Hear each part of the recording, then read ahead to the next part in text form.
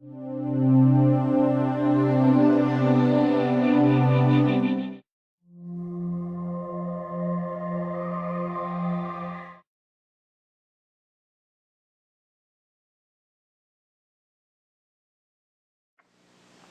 everyone, my name is Christine. In this course, I will introduce you several applications of m-commerce. First, I'm going to talk about mobile financial applications on mobile devices. The mobile financial applications that a user conduct financial transactions with a mobile device, anytime, anywhere. These services fall into two broad categories, mobile banking and mobile payments. In the world, there are more and more banks offering mobile access to financial and account information.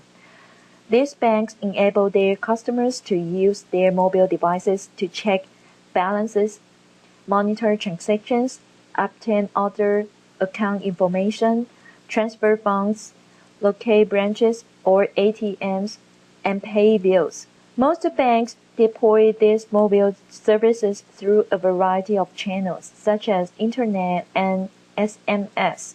Now, many customers are using their smartphone and mobile devices to obtain up to the minute financial information and to perform up to the minute transactions. Let's watch the video which explains the mobile banking.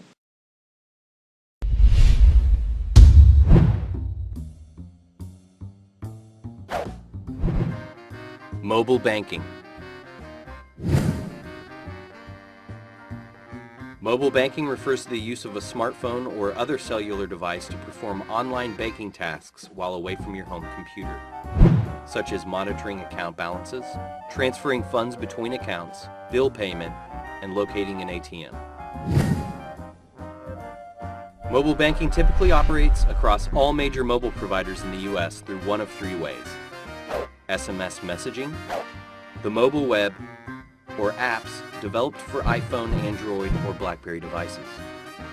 SMS messaging, or mobile text and alert, is the simplest, allowing the user to transfer funds or access account information via text message.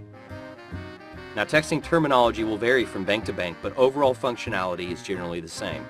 For example, texting BAL, or BAL, will obtain the account balance, while TRA, or TRA, will allow inter-account transfers. Mobile web is the second mobile banking option. This option allows for checking balances, bill payment, and account transfers simply by logging into the user's account via a mobile web browser. Mobile banking apps for smartphones connect the user directly to the bank server for complete banking functionality without having to navigate a mobile web browser. For consumers, mobile banking is a terrific way to efficiently manage the occasional administrative task on the go. For small and mid-sized business owners, mobile banking allows more time for closing a sale, meeting new customers, or smoothing out back-office shipping glitches, which are very important to a business's bottom line. For banks, mobile banking is a brilliant opportunity to simultaneously woo new customers, while at the same time streamlining a number of processes to meet the fast-paced demands of the 21st century. Due diligence should be employed when relying on mobile banking, including close monitoring of your bank accounts, along with ensuring proper protection in the event that your mobile phone is lost or stolen.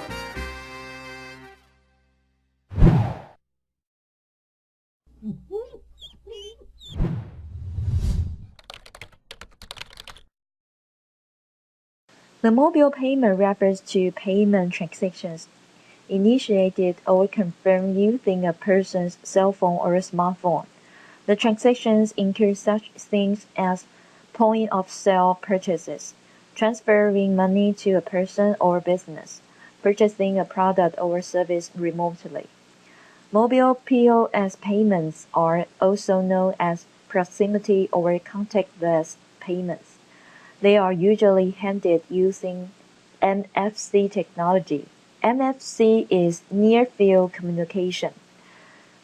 The NFC is wireless technology that enables data exchange between devices that are within a distance of 10 centimeters In contrast, the mobile remote payments are initiated and settled through a combination of a cellular and associated payment network. Like mobile banking, this person-to-person, person-to-business, or business-to-business payments typically rely on either SMS text messaging or the web to execute the payment. It enables consumers to use their mobile devices to pay monthly bills, to shop on the internet, to transfer funds to other individuals. There is a video which shows the mobile payment by using NFC technology. Let's watch the video.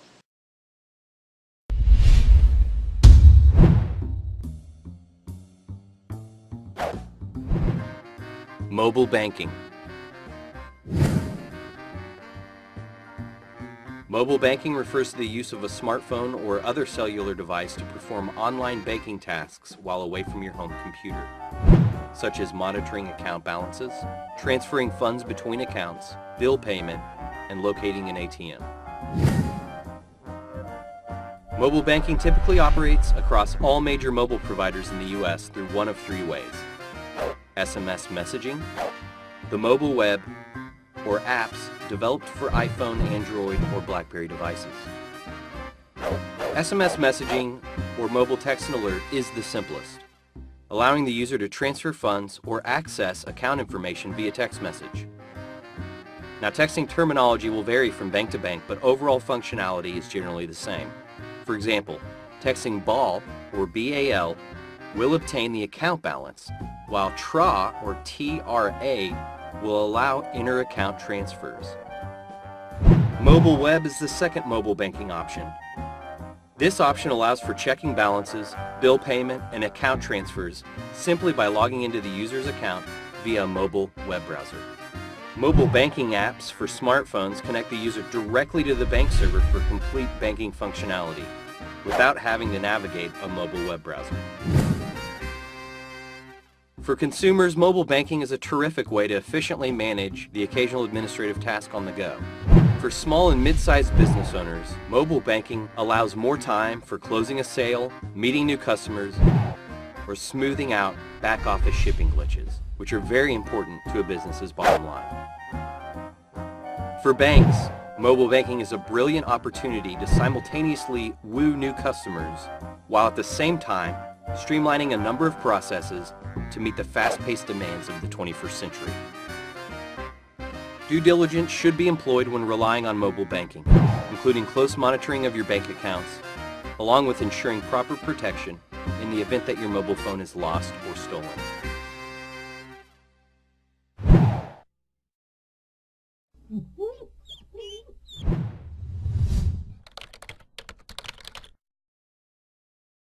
The mobile workforce solutions are used to support the mobile workers who is away from their primary workspace at least 10 hours a week or 25% of the time.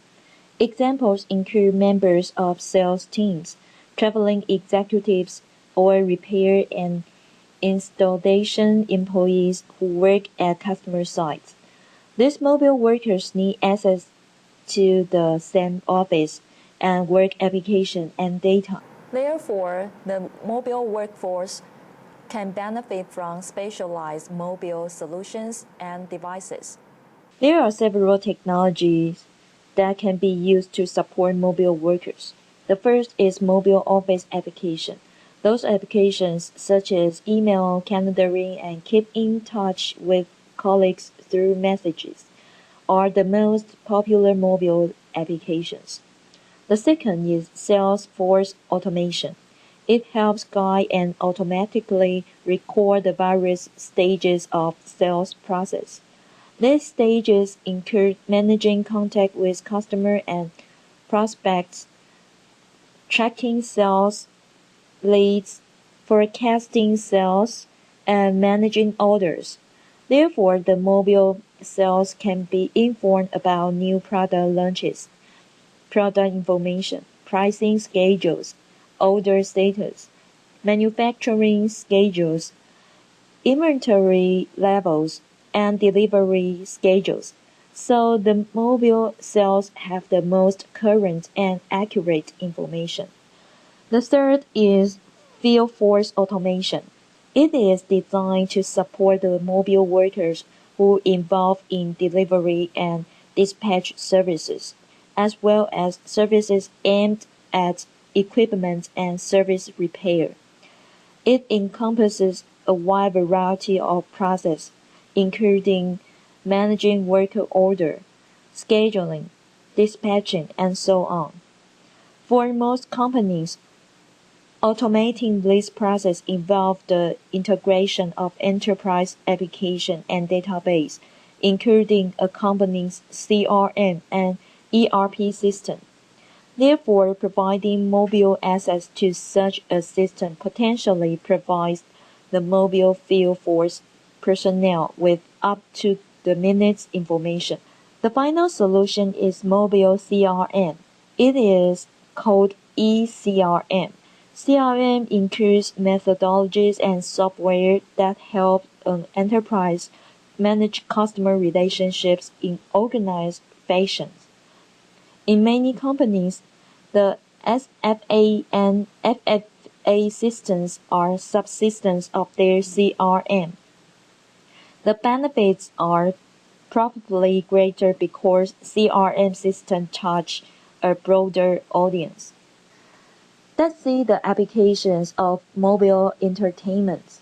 It is any type of leisure activity that utilizes wireless telecommunication networks, interacts with service providers, and incurs a cost upon usage. Therefore, it requires wireless telecommunications so that mobile devices can be operated over these networks. The major type of mobile entertainment including mobile music and video, mobile gambling, and mobile gaming. Now, the location-based m-commerce is very popular. Location-based m-commerce refers to the use of GPS-enabled devices or similar technologies to find where a customer or a client is. Then it delivers products and services based on the customer's location.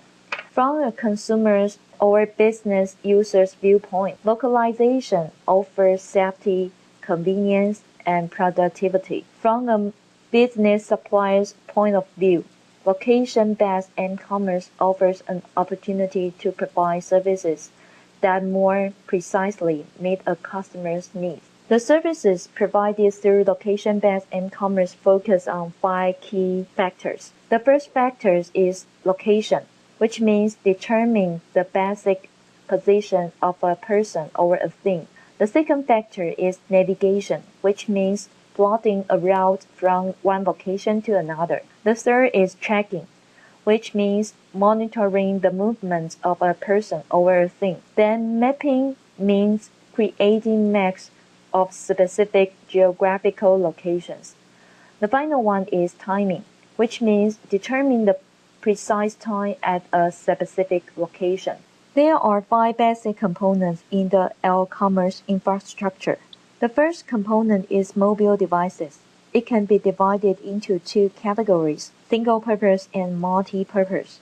Single-purpose devices include onboard navigation systems and GPS location devices. Multi-purpose devices can be mobile phone, smartphone, laptops, and tablet PCs. The second component is communication network. The network transfers user data and service requests from the mobile terminal to the service providers, and then the requested information is transferred back to the user. The next is positioning component. To provide services based on a user's location, the positioning component is important. This can be done either through a mobile network or by using a GPS. The next is service or application provider. Providers are responsible for serving a user's request. Services can include finding routes and finding information sources based on the user's location and so on. The final one is data or content provider. Service providers usually depend on geographical data or location-based information to service users' requests. The location data or information is maintained by a third party, not the service provider. There are a lot of location-based applications and services. These are classified into several categories such as advertising, billing, emergency information, navigation, and so on. Each category also provides some examples. For instance, directions, indoor routing, car parking guidance, and traffic management are the location-based services in the navigation category. There are some issues related about e-commerce security. The first is worms could be duplicated and spread through mobile phones, like the virus in PC. This will impact the data and the use of mobile phones. Second, open-air transmission of signals across multiple networks opens up new opportunities for compromising security. It means that the interception of a communication would happen in a wireless network. The next is that mobile devices are easily lost or stolen because of their small size. The valuable and personal data would be revealed and used by the thief. Many experts believe that the next major step in the evolution of computing will be pervasive computing. What is pervasive computing? It is invisible, everywhere computing. Also, it is computing capability being embedded into objects around us. Therefore, pervasive computing is also called embedded computing or ubiquitous computing. There is a distinction between pervasive and ubiquitous computing. Pervasive computing is embedded in the environments, but typically not mobile. In contrast, ubiquitous computing combines a high degree of mobility with a high degree of embedded computing. In a pervasive computing environment, almost every object has processing power and a wired or wireless connection to the network. In e-commerce, a number of pervasive computing initiatives revolve around the use of RFID. RFID is radio frequency identification. It is a short-range radio frequency communication technology which uses radio waves to communicate with a reader to identify an object or transmit and store the data about the object. The RFID text can be embedded or attached to any object, such as products, people, animal, or vehicles. There is a funny video to explain the RFID technology. Let's watch the video.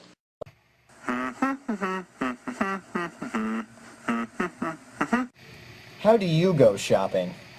You get in your car and you drive to Walmart. You grab your items and fill up your cart. When you have all of your items, you go to the checkout and wait in line. The clerk scans each of your items, then totals them up and bags them. You swipe your credit card, you thank the clerk, you leave Walmart, get in your car, and drive home. It's easy, right? But don't you ever wonder how Walmart gets all of those millions of products to you? To help track and coordinate all those products, they use a technology called RFID. RFID stands for Radio Frequency Identification. RFID technology starts with an electronic tag. This tag can store and process all kinds of information. To read the information off the RFID tag, it must pass by an RFID scanner. Walmart uses RFID technology throughout its supply chain. Walmart's vendors like Kellogg's attaches RFID tags to its pallets of goods containing information about that pallet. That pallet gets transported to one of Walmart's distribution centers. Walmart then scans the pallet and breaks it down. The pallet then gets transported to the Walmart store. Once the pallet reaches the store, the pallet is scanned again. The product is then placed on the store shelves. As the pallet passes through the supply chain, information about the pallet is added to a computer tracking system. The tracking system helps eliminate errors and ensures quality. But what does the future look like for RFID technology? The size of the RFID tags will decrease significantly, resembling a grain of sand on one's finger. Eventually, the size and price of the RFID tags will get so low they will be incorporated into every product, thus replacing barcodes. RFID tags have also been incorporated into credit cards to expedite purchases. Eventually, RFID tags will be in everything, and systems will be developed around them to completely eliminate the checkout. No more lines, no more waiting, no more checkout. With all of this technology, let's see what shopping might look like in the real world. In the future, RFID technology will affect the shopping experience of everyday consumers. When you shop, long lines and scannable barcodes will be eliminated.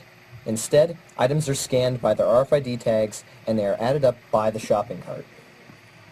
When a shopper leaves, the scanner reads the RFID tags at the door and automatically charges the shopper's credit card read by the RFID scanner. RFID will make the shopping experience faster and better for everyone. Yay!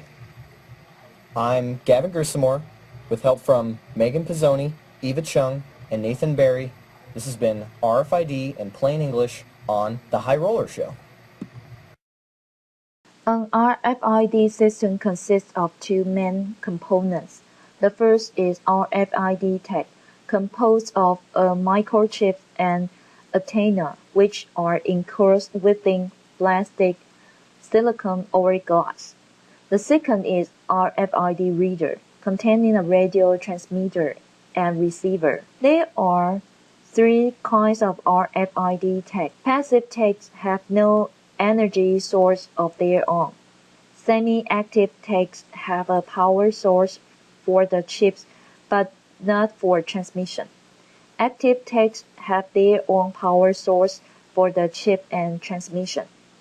They all work the same way, although they differ in the amount of data they can store and the range at which they can be read. Today, the groceries and drugstores use the RFID tags with individual retail items. In these situations, barcode labels are still used with individual items, while RFID tags are being used with pallets or cases of items. In spite of the cost, RFID technology is being used in various ways and has a lot of applications. The major application of RFID technology is for tracking objects. For example, tracking and identifying people, tracking vehicles and commuters, tracking animals, tracking assets, and tracking product inventory. By far, the RFID technology is widely used in tracking individual products or items to improve inventory and supply chain management. To let you understand how the RFID works, there is a video which details the use of RFID technology in supply chains. Let's watch the video. The time factor plays a key role in the process of getting a product from its manufacturer to its point of sale, because time is money.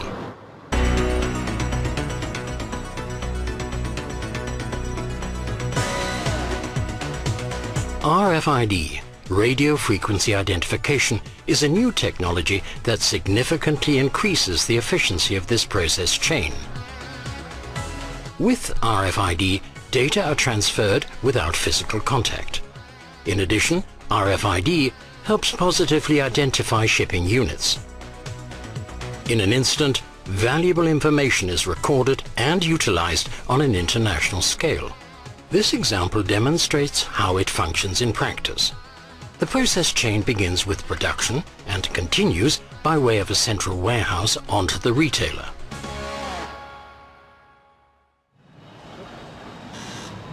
In the manufacturer's warehouse, goods are prepared for distribution to retailers. Without RFID, order picking of mixed pallets for delivery to department stores or supermarkets can be extremely time-consuming. Why? because it requires a whole series of individual steps, most of them manual.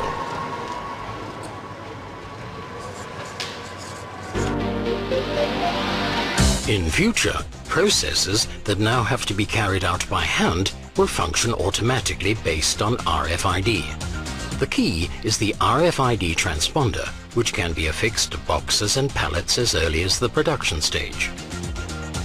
Communication between transponders and RFID readers is fully automatic. They practically do the work by themselves.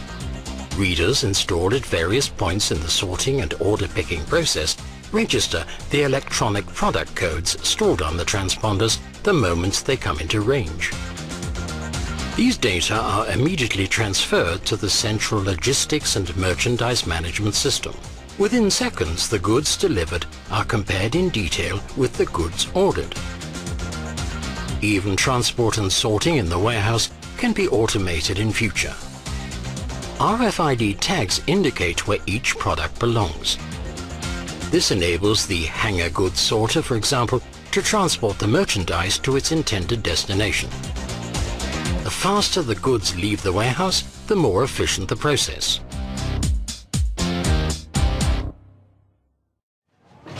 Processing incoming goods by today's methods is also quite labor-intensive. And so is warehouse management, sorting and positioning the goods, because a large proportion of the processes must be carried out manually. Here too, in the incoming goods area, RFID is set to considerably accelerate processes in future. The fully automated reader registers the relevant information as goods enter the gate. The data are transferred directly to the merchandise management system. A single reader is capable of registering up to 40 RFID transponders in 1 second. This can mean time savings of 10 minutes for each truck, a major plus in cost effectiveness, because the merchandise reaches its destination much faster, and both manpower and means of transport are utilized more efficiently. In the warehouse, forklifts and high shelves will be equipped with RFID technology, which will automatically indicate to the operator the storage position of each product. When the employee sorts the goods into the correct place, confirmation is given via touchscreen monitor. If he or she selects the wrong place for the product, an error is indicated. This way, RFID helps ensure that the goods are always in the right places, and taking inventory is as simple as pushing a button. RFID allows trade and industry companies to track goods, the path they take, and their location at any given time throughout the supply chain, from anywhere in the world.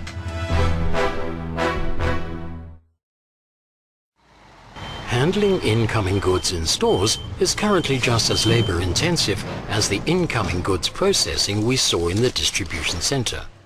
The final leg of the journey from manufacturer to retail shelf is the path between the warehouse of the store and the sales area itself.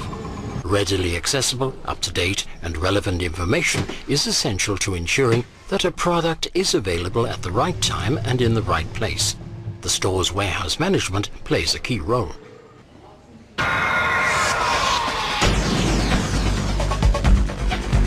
In future, RFID will simplify storage of products in the retailer's warehouse, because at all times staff will be able to precisely and quickly locate pallets and cartons. The moment the goods are removed from the warehouse, RFID readers re-register the data stored on the transponders. The merchandise management system books this movement of goods as well, and the information in the system is kept up to date. Precise and current data, anytime and anywhere, help products make their way from the manufacturer to the point of sale quickly and easily. At the same time, they provide the perfect basis for keeping goods on the shelves at all times. RFID, for more efficiency, all the way from producer to customer.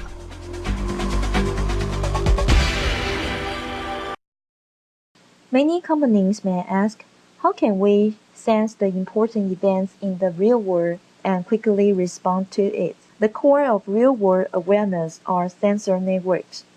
A sensor network is a collection of nodes capable of environmental sensing, local computation, and communication with its peers or with other higher performance nodes.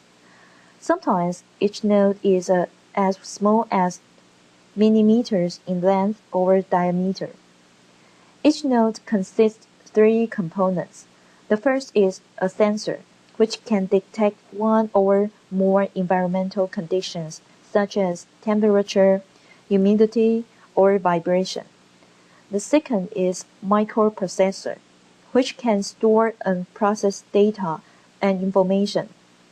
The third is a weak radio, which transmits and receives data and information. Therefore, the physical goods, items, or assets which embedded the nodes of a sensory network are called smart item or smart object. The use of pervasive networking technology gives wireless sensor network a new kind of scope that can be applied to a wide range of uses. There are 3 types of monitoring being done by the sensor networks. The first type is for monitoring space, which includes environmental and habitat monitoring, indoor climate control, surveillance, treaty verification, and intelligent alarm. The second type is for monitoring things, which includes structure monitoring, condition-based equipment maintenance, medical diagnostics, and urban terrain mapping. The third type involves monitoring complex interactions, include wildlife habitats, disaster management, emergency response, ubiquitous computing environments, asset tracking, healthcare, and manufacturing process flow. Let's see a story of Pickberry, who uses Wi-Fi sensor net to control the quality of grapes. Pickberry is a vineyard in Northern California of USA. It is using a sensor network to solve a question: how to grow better grapes. Grapes that produce good wine sell at a premium, so getting the right conditions for good growth can mean the differences between profit and loss for a small vineyard. Therefore, to control the quality of grapes, Pickberry need to know the key growing conditions such as temperature, humidity, and soil moisture. The problem Pickberry faces is that the Sonoma County vineyard is spread over a hill, and growing conditions vary over the different parts of the slope. To monitor the growing conditions, measurements need to be taken at various points throughout the vineyard. Field monitor sensors are available sometimes, but running data cable through vineyard is expensive and impractical. In addition, Pickberry's growers also want information that can help them work out what grape growing conditions produce good quality grapes. In the past, they have had to analyze from historical data. To solve the problem, Pickberry uses Wi-Fi for data connectivity. The sensors in the network are used to monitor the key influence on grape quality. They are placed throughout the vineyard. A sensor communicates its data to a central server by hopping from one Wi-Fi access point to another. The analysis engine on the server has a series of alerts built-in that tells the grower when particular levels of indicators are reached. These indicators include humidity, soil moisture, or temperature. Then corrective action can be taken. The remote sensor network provides Pickberry with several abilities. First, Pickberry can make calculated decisions. The data is collected in near real time. In addition, the collected data is very specific that allow Pickberry to adjust treatments for each specific area. Second, Pickberry combines vineyard data with other data sources. This enables Pickberry to manage operations and resources more scientifically. For example, Soil moisture and air humidity data can be correlated with weather forecast to well supply the water for the grapes. Third, BigBerry can detect potentially devastating events such as frost, disease, and pests. Because of the sensor network, the pigberry grape grower know much about the health of vines in different parts of vineyard. They better understanding how water is being retained and how much water needs to be applied. They also promote both healthy vines and water conservation and reduces the application of fungicides. Additionally, they can take immediate action when there is unusual conditions. These capabilities lead to more effective crop management, lowering costs while raising product quality. That's all for this class. Thanks for your listening. See you next time.